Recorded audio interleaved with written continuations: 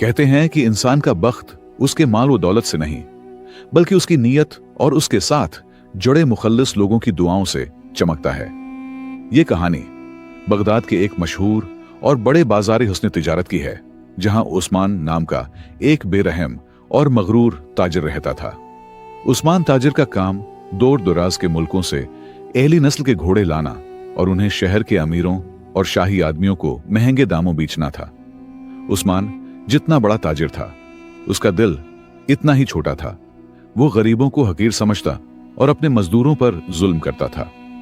इसी उस्मान ताजिर के अस्तबल में असद नाम का एक 14 साल का यतीम लड़का काम करता था, जिसका उस दुनिया में कोई सहारा नहीं था। उसद का काम सुबह से रात तक घोड़ों की मालिश करना, उनका गोबर उठाना और उन्हें वक्त पर दाना पानी देना था। उस्मान ताजिर असद को दिन भर की मजदूरी के बदले सिर्फ एक रोटी और सोने के लिए अस्तबल का एक कुचा और ठंडा कोना देता था। उस्मान के अस्तबल में एक से बढ़कर एक चमकदार सफेद और अरबी घोड़ा था, जिनकी कीमतें सैकड़ों अशरफियां थीं। लेकिन इसी अस्तबल के बिल्कुल आखिरी हिस्से में एक ऐसा काला घोड़ा भी था, जिसे उस्मान अपने बख्त का दागा कहता था। यह घोड़ा कुछ उर्सा पहले एक हादसे में शदीद जख्मी हो गया था। इसकी पीठ पर गहरे जख्म थे और वो अगली टांग से थोड़ा लंगड़ा कर चलता था।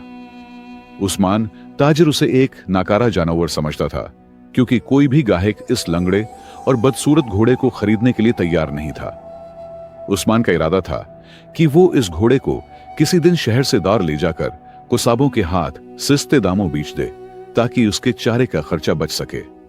मगर यतीम असद को इस लाचार और जख्मी घोड़े से एक अजीब सा दिल्ली लगाव हो गया था, क्योंकि वो खुद को भी इसी जानवर की तरह तन्हा था। रात को जब उस्मान ताजिर अपने महल नमा घर में जाकर सो जाता, तो अपने हुस्से की आधी रोटी बचाकर इस काले घोड़े को खिलाता था। वो नदी से साफ पानी लाता, इसमें जड़ी बूटियां मिलाकर घोड़े के जख्मों को धोता और उसकी पेट पर कपड़ा बांधता। वो घोड़े के पास बैठकर अपने दिल की सारी बातें करता, अपने मिटते हुए आंसू छपाता और उसकी गर्दन पर हाथ फेरता। वो घोड़ा बोल तो नहीं सकता था, मगर जैसे ही असद की आवाज सुनता, अपने कान खड़े कर लेता और अपनी जबान से असद के हाथ चाटने लगता। जानवरों में एक कुदरती हिस्स होती है कि वो अपने हमदर्द और मुखलिस इंसान को बहुत जल्दी पहचान लेते हैं, और ये काला घोड़ा भी बहुत अक्लमंद था। उसद की रातों की मुसलसल देखभाल रंग लाई। घोड़े के जख्म बिल्कुल ठीक हो गए और उसकी टांग का लंगड़ापन भी खत्म हो गया, मगर वो अब भी देखने में आम सा लगता था। एक दिन उस्मान ताजिर के पास शहर के दो बड़े और नामूर ताजिर हामिद और कासिम आए।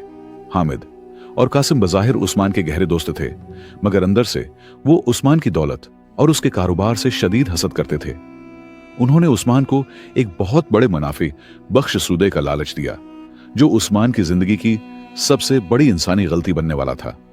उस्मान भाई, बगदाद से दूर पहाड़ों के पार एक बहुत बड़ा कबीला आया है, जो अपने साथ नायाब हीरे और जवाहरात लाया है, हामिद ने मुकारी से कहा।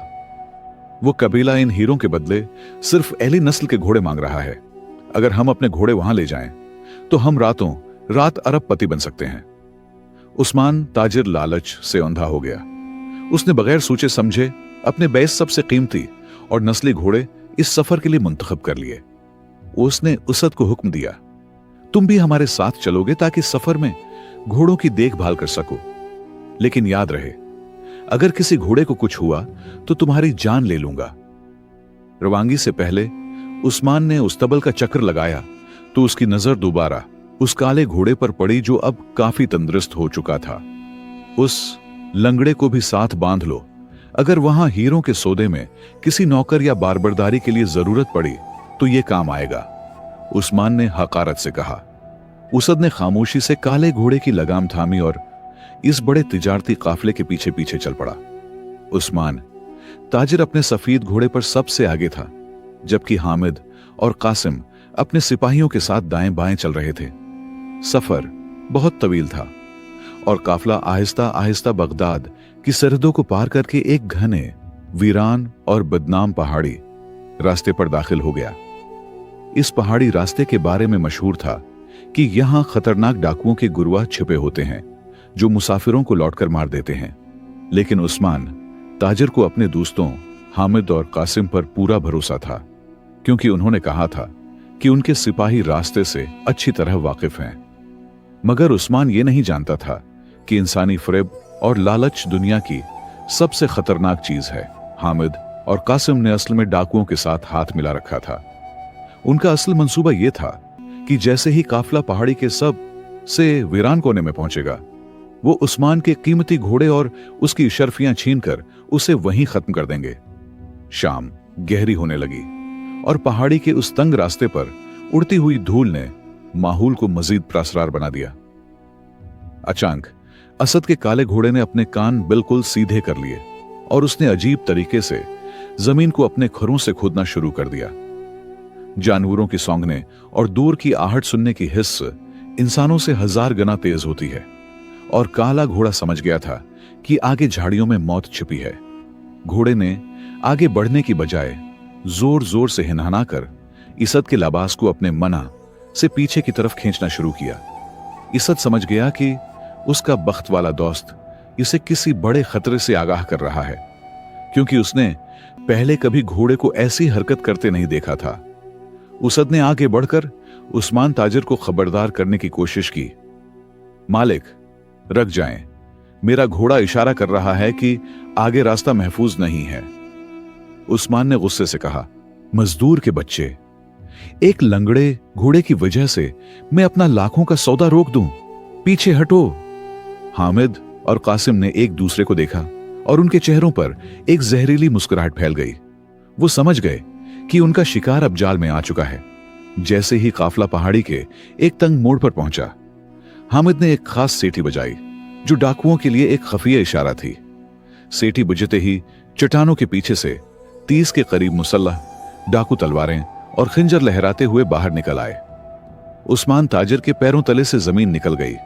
उसने खुफजदा होकर अपने दोस्तों से कहा, हामिद, कासिम, अपने सिपाहियों को कहो कि हमला करें।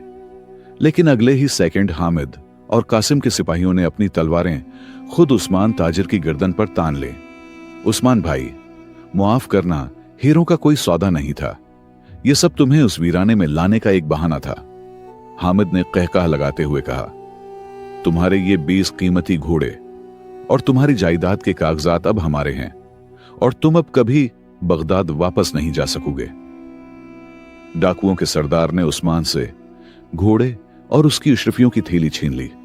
उस्मान ताजिर अपने उन दोस्तों को देख रहा था जिन पर वो अंधा भरोसा करता था। उसकी आंखों से इंसो निकल आए।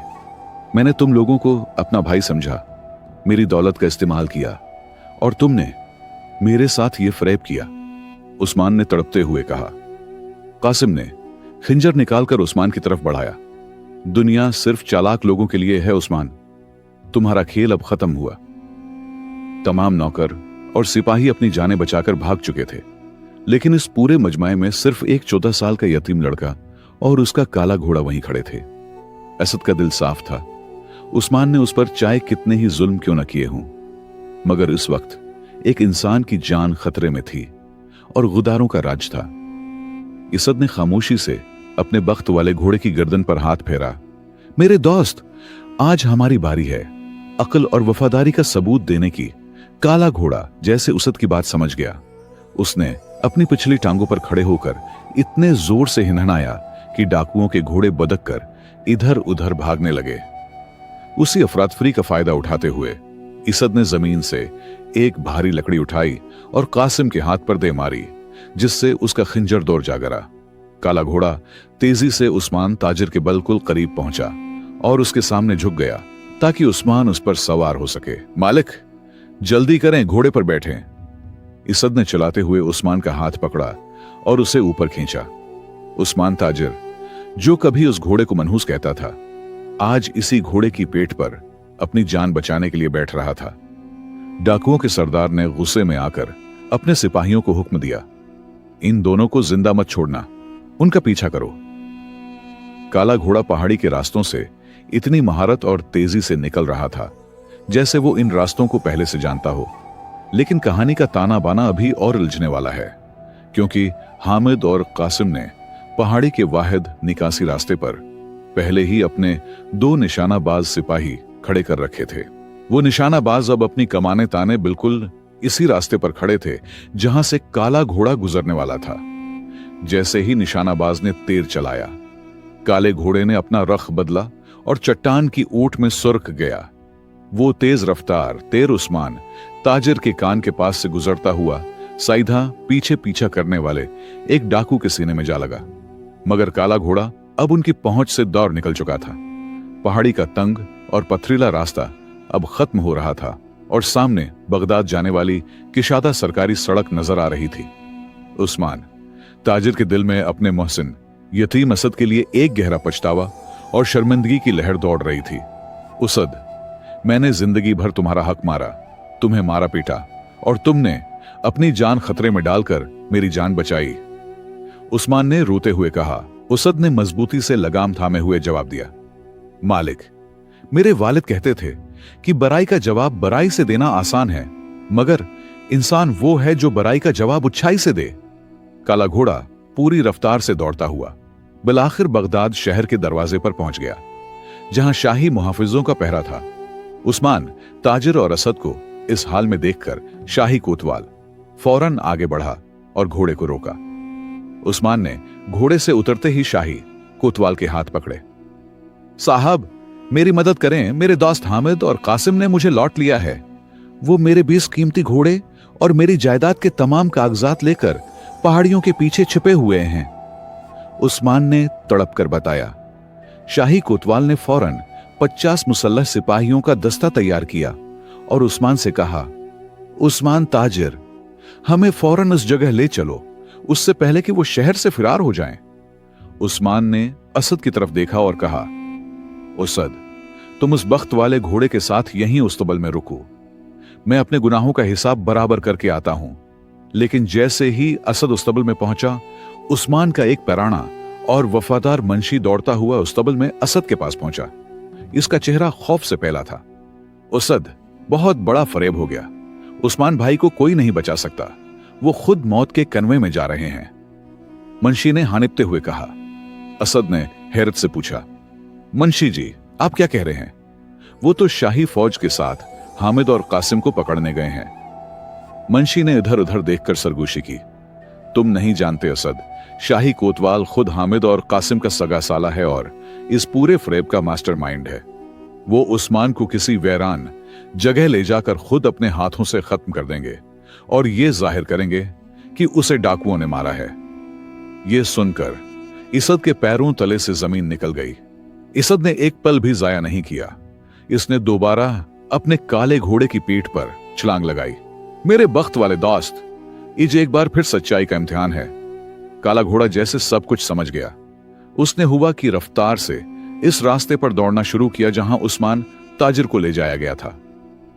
इधर जंगल के एक सुनसान हिस्से में शाही मुहाफिज अचानक रुक गई। उस्मान ताजिर ने हैरत से पूछा, हम यहां क्यों रख गए? डाकू तो इससे आगे पहाड़ी पर थे। आसी वक्त झाड़ियों के पीछे से हामिद और कासिम बाहर निकले। उस्मान ने जब कोतवाल को हामिद से गले मिलते देखा तो उसे समझ आ गई कि वो अपनी ही मौत के परवाने पर दस्तखत करके आया है। उस्मान भाई, तुमने सोचा कि तुम शाही कानून की मदद से हमसे बच जाओगे। हामिद ने मकाराना कहकाह लगाया। शाही मुहाफिज हमारे उस कारोबार के बराबर के हिस्सेदार हैं। अब तुम्हारा खात्मा बिलखैर होने वाला है। अब इस दुनिया में उस्मान ताजिर का कोई नाम लेने वाला नहीं रहेगा, कोतवाल ने उस्मान से कहा। उस्मान ने आसमान की तरफ देखा।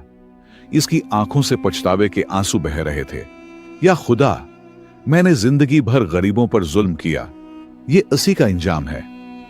इसी वक्त इसद का काला घोड़ा इतनी गिरजदार आवाज के साथ मैदान में दाखिल हुआ कि सिपाहियों के घोड़े खौफजदा होकर पीछे हट गए। इसद ने घोड़े को सीधा शाही कोतवाल की तरफ बढ़ाया और घोड़े ने अपनी अगली टांगे उठाकर कोतवाल के हाथ पर ऐसा जोरदार खर मारा कि उसकी तलवार दौड़ जा गिरी। हामिद, कासिम, तुम्हारा खेल खत्म हुआ। बगदाद का काजी वक्त खुद तुम्हारे पीछे आ रहा है। इसद ने कमाल की होशियारी से झूठ बोला ताकि गुदारों के दिल में खौफ बैठ जाए। काजी वक्त का नाम सुनते ही गुदार सिपाहियों के हौसले पस्त हो गए, क्योंकि वो जानते थे कि काजी किसी को नहीं छोड़ता। इसी घबराहट का फायदा उठाकर असद ने उस्मान ताजिर का हाथ पकड़ा और उसे खींचकर घोड़े पर अपने पीछे बैठा लिया। उनका पीछा करो, यह झूठ बोल रहा है, कोई काजी नहीं आ रहा, हामिद ने चलाकर कहा। मगर तब तक काला घोड़ा उन्हें गोता देकर घने जंगल की तरफ निकल चुका था। जंगल के पीछीदी और अंधेरे रास्तों में काला घोड़ा इस तरह दौड़ रहा था जैसे कोई इंसान नक्शा देखकर चल रहा हो। बलाखिर वो गुदारों को पीछे छोड़कर बगदाद के असल शाही महल के सामने पहुंचने में कामयाब हो गए। उस्मान ताजिर अब बिल्कुल नंढाल हो चुका था। इसने असद के पैरों को चूह लिया। असद, तुम इंसान नहीं, तुम मेरी जिंदगी के फरिश्ता हो। उस्मान ताजिर असद को लेकर सीधा बगदाद के आदिल काजी के दरबार में पहुंचा और अपनी जायदाद और कोतवाल की गुदारी का सारा सच उगल दिया। काजी वक्त ने फौरन शाही गार्ड्स को हुक्म दिया कि कोतवाल, हामिद और कासिम को गिरफ्तार करके दरबार में पेश किया जाए। जब इन गुदारों को जंजीरों में जकड़ कर लाया गया तो उन्होंने अपने बचाव के लिए एक नया झूठा इंसानी फरेब घड़ लिया। आलीजा, उस्मान ताजिर झूठ बोल रहा है, जायदाद के ये कागजात बिल्कुल असली हैं और उस्मान ने ये घोड़े खुद हमारे हाथ बीचे हैं, हामिद ने सफाई दी। कोतवाल ने भी कहा, आलीजा, उस्मान का दिमागी तवाजुन खराब हो चुका है, इसका ये यतीम नौकर हमारे खिलाफ झूठी गवाही दे रहा है।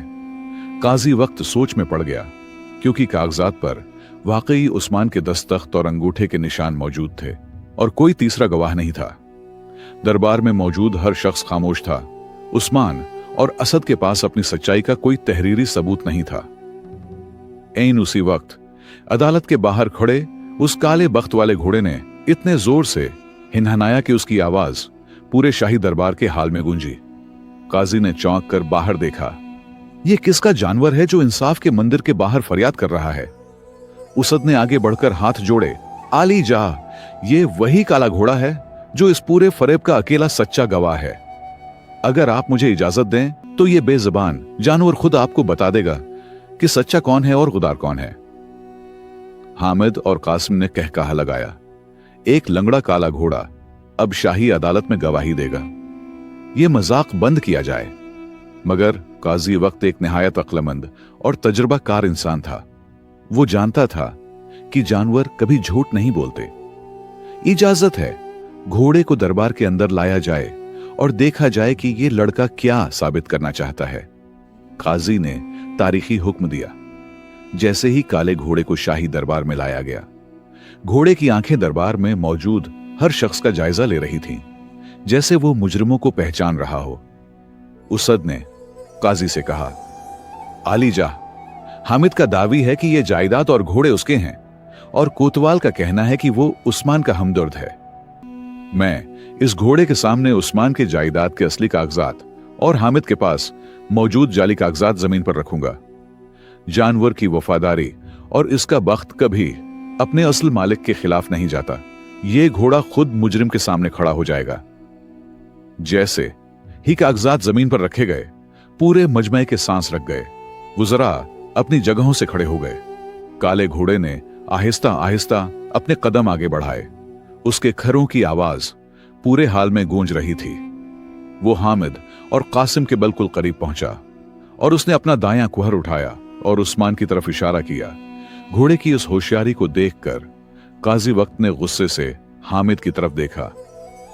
जानवर ने भी तुम्हारे झूठ को मुस्तरद कर दिया है। काजी ने शाही जलादों को हुक्म दिया, इन गुदारों के घरों की तलाशी लो और उस्मान ताजिर की असली दस्तावेजात बरामद करो। चंद ही मिनटों में शाही मुहाफिजों ने हामिद की कमीज के खफिया हिस्से से उस्मान ताजिर के असल दस्तखत शुदा कागजात निकालकर काजी के सामने पेश कर दिए। सारा सच शीशे की तरह साफ हो चुका था। हामिद, कासिम और मकार कोतवाल का चेहरा खौफ से बिल्कुल सफेद हो गया था। हामिद और कासिम, तुमने अपने ही दोस्त को धोखा दिया और मासूम यतीम बच्चे पर झूठा इल्जाम लगाया, काजी वक्त ने गर्ज कर कहा। अदालत का हुक्म है कि हामिद और कासिम की तमाम जायदाद और घोड़े जब्त करके उस्मान ताजिर के हवाले कर दिए जाएं और इन दोनों गुदारों को ताउमर बगदाद के शाही कैद खाने की अंधेरी कुठड़ियों में सख्त मशक्कत की सजा दी जाती है। यह सुनते ही हामिद और कासिम काजी के पांव में गिर गए। मगर इंसाफ का तराजू अब झुकने वाला नहीं था। फिर काजी ने मुकार कोतवाल की तरफ देखा। तुमने शाही वर्दी को दागदार किया और इंसाफ की जगह गुदारों का साथ दिया। तुम्हें शाही अहदे से बरतरफ करके हमेशा के लिए शहर बद्र किया जाता है और तुम्हारी सजा ताहियात अबरद बनेगी। जब गद्दारों को जंजीरें पहनाकर दरबार से बाहर ले जाया जा रहा था तो उस्मान ताजिर ने खुदा का शुक्र अदा किया। उस्मान ताजिर रोता हुआ यतीम असद के सामने आया और अदालत में मौजूद सैकड़ों लोगों के सामने उसके हाथों को चूम लिया। असद, मैंने जिंदगी भर दौलत के नशे में तुम्हें इंसान नहीं समझा, मगर तुमने और इस बेजबान ने मेरी जान और इज्जत दोनों बचा लें। उस्मान ने पछतावे से कहा। उस्मान ताजिर ने इसी वक्त काजी के सामने एक नया तारीखी दस्तावेज लिखवाया जिसने दरबार में मौजूद हर शख्स को हैरान कर दिया। आलिजा, मैं अपनी जिंदगी की सबसे बड़ी गलती की तलाफी करना चाहता हूं। मैं अपनी आधी जायदाद और यह पूरा अस्तबल असद के नाम करता हूं। उस्मान ने ऐलान किया, आज से असद मेरा नौकर नहीं बल्कि मेरा बेटा और मेरी उस तमाम सल्तनती तिजारत का बराबर का मालिक है। दरबार में मौजूद लोगों ने जब उस्मान का यह बदला हुआ रूप देखा तो पूरा हाल तालियों और दुआओं से गूंज उठा। असद की आंखों में खुशी के आंसू थे। उसने आगे बढ़कर अपने बख्त वाले काले घोड़े को गले से लगा लिया। वो काला घोड़ा जिसे कभी उस्मान लंगड़ा और बदसूरत कहकर कसाबों को बेचने वाला था, आज बगदाद का सबसे कीमती और मुअज़्ज़ज़ जानवर बन चुका था। उस्मान और असद वापस अपने उस्तबल आए। उस्मान ताजिर ने सबसे पहला काम यह किया कि उस पुराने कुच्चे उस्तबल को एक शानदार और हवादार मकान में तब्दील करवा दिया। अब उस उस्तबल में किसी भी घोड़े पर चाबक नहीं चलाया जाता था और न ही किसी गरीब मजदूर को बासी रोटी दी जाती थी। वो काला बख्त वाला घोड़ा अब शाही रेशमी झूल पहनता था और उसकी देखभाल के लिए खास खादिम मुकर्रर किए गए थे। उस्मान ताजिर की जिंदगी बदल चुकी थी। वो अब एक आजिज और खुदा तुरस इंसान बन चुका था जो हर वक्त गरीबों की मदद करता था। हामिद और कासिम कैद खाने की अंधेरी कोठड़ी में रोज अपनी गुदारी और लालच को रोते थे, मगर वक्त हाथ से निकल चुका था। मकाफाती अमल का कानून कभी नहीं चौकता।